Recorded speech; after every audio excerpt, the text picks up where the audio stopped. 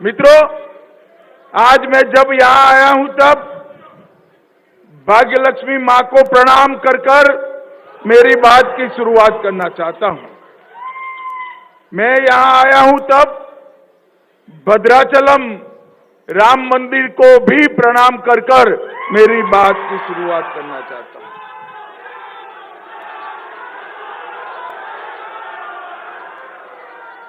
मित्रों, आप सभी लोग, भैया प्लीज बैठ जाइए, आप सुनते नहीं है क्या? पीछे बैठ जाओ, जरा सेटल कर बैठ जाओ। बहन जी बैठ जाइए आप प्लीज।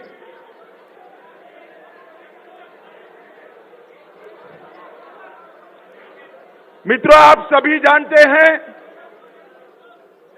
अब कार्यकर्ता भी शांति रखे, मैं बिठा रहा हूं ना, आप मत बोलिए, कोई नहीं बोलेगा। भाई कार्यकर्ता ना बोले, बैठ जाएंगे वो फोटो लेकर, क्यों चिंता कर रहे हो? मित्रों, आप सभी जानते हैं कि आने वाले कुछ ही दिन में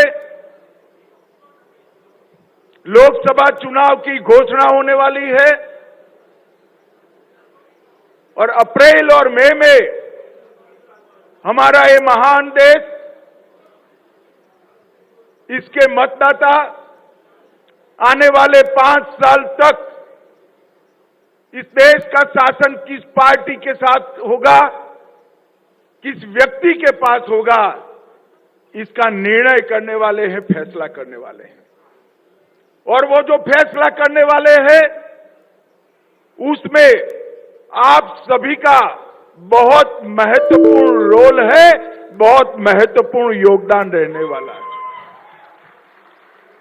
इस जमाने के चुनाव में जितना महत्व घर घर घूमकर प्रचार करने वाले कार्यकर्ता का है, इतना ही महत्व सोशल मीडिया के माध्यम से घर घर संदेश पहुंचाने वाले कार्यकर्ता।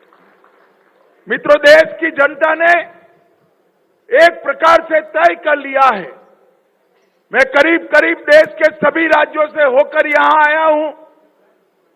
जिस कोने में गया, जिस हिस्से में गया, जिस मत क्षेत्र के अंदर गया, हर जगह देश की जनता नरेंद्र मोदी जी को तीसरी बार प्रधानमंत्री बनाना है। युवाओं के बीच में जाते हैं, मोदी मोदी के नारे लगते हैं। महिलाओं के बीच में जाते हैं, मोदी मोदी के नारे लगते हैं। गरीबों के बीच में जाते हैं, मोदी मोदी के नारे लगते हैं। किसानों के बीच में जाते हैं, मोदी मोदी के नारे लगते हैं।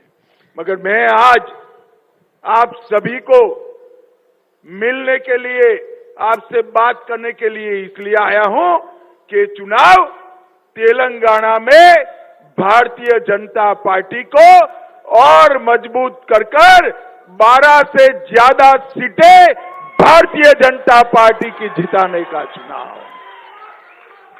हम सब 400 पार का लक्ष्य तो याद रखें, 400 पार का लक्ष्य सिद्ध करना ही है, परंतु ये 400 में 12 कमल यहां से दिल्ली भेजने का काम तेलंगाना की जनता ने। भाई और बहनों, ये 10 साल के अंदर नरेंद्र मोदी जी ने देश को राजनीतिक स्थिरता देने का काम किया है। आया गया राम की पॉलिटिक्स को समाप्त कर एक छत्र नेतृत्व में पूर्ण बहुमत वाली 10 साल तक सरकार नरेंद्र मोदी जी ने चलाई है।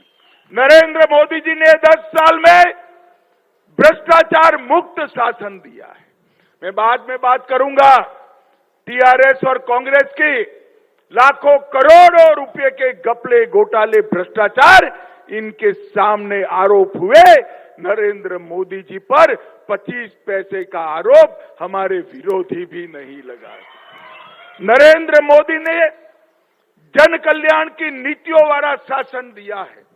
नरेंद्र मोदी जी ने देश को समृद्ध बनाने का काम किया है। नरेंद्र मोदी जी ने देश को सुरक्षित बनाने का काम किया है।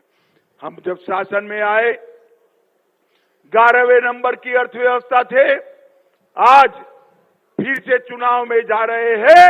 11वें नंबर से 5वें नंबर की अर्थव्यवस्था भारत बन गया है मित्रों। और मैं आपको मोदी गारंटी बताने आया हूं।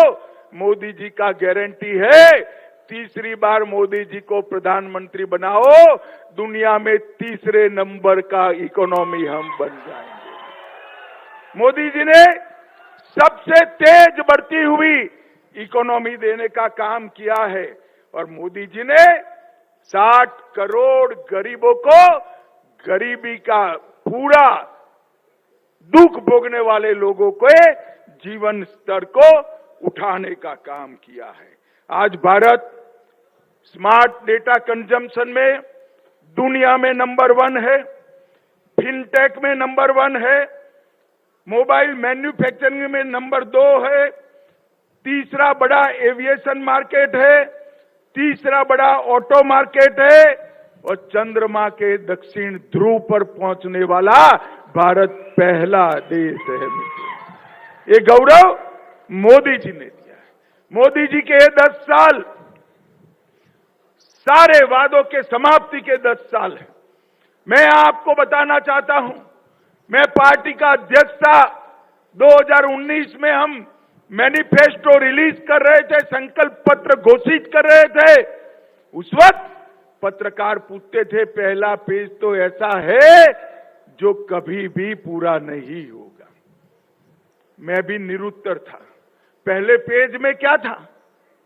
क्या था हमारे संकल्प पत्र के पहले पेज में? पहले पेज में था, अयोध्या में भव्य राम मंदिर हम बनाएंगे। 500 साल से पूरे देश के सभी श्रद्धालु चाहते थे कि अयोध्या में भव्य राम मंदिर हो और राम लल्ला सम्मान के साथ अपने मंदिर के अंदर विराजमान हो। एक कांग्रेस पार्टी 70 साल तक राम मंदिर के मुद्दे को अटकाती रही, भटकाती रही, लटकाती रही। अरे आपने तो बनाया नहीं मंदिर, मोदी जी ने बनाया, प्राण प्रतिष्ठा थी, आपको निमंत्रण दिया, आप उपस्थित भी नहीं रहे। वोट बैंक की लालच से आपने राम जन्मभूमि के प्राण प्रतिष्ठा का बहिष्कार किया। मित्रों, दूसरा वादा क्या था? कश्मीर से हम धारा 370 को समाप्त कर देंगे। आज मैं कहना चाहता हूं, 70 साल से कांग्रेस पार्टी ये धारा 370 को लेकर चलती थी। नरेंद्र मोदी जी ने 5 अगस्त 2019 को धारा 370 को एक झटके में समाप्त कर दिया। युवा मित्रों, मुझे बताओ, ये कश्मीर जो है हमारा है या नहीं है? अरे जोर से बोलो, है या नहीं है? धारा 370 हटनी चाहिए थी या नहीं हटनी चाहिए थी? एक कांग्रेस पार्टी तुष्टीकरण की राजनीति के कारण धारा 370 हटाती नहीं थी। मोदी जी ने एक झटके में धारा 370 को समाप्त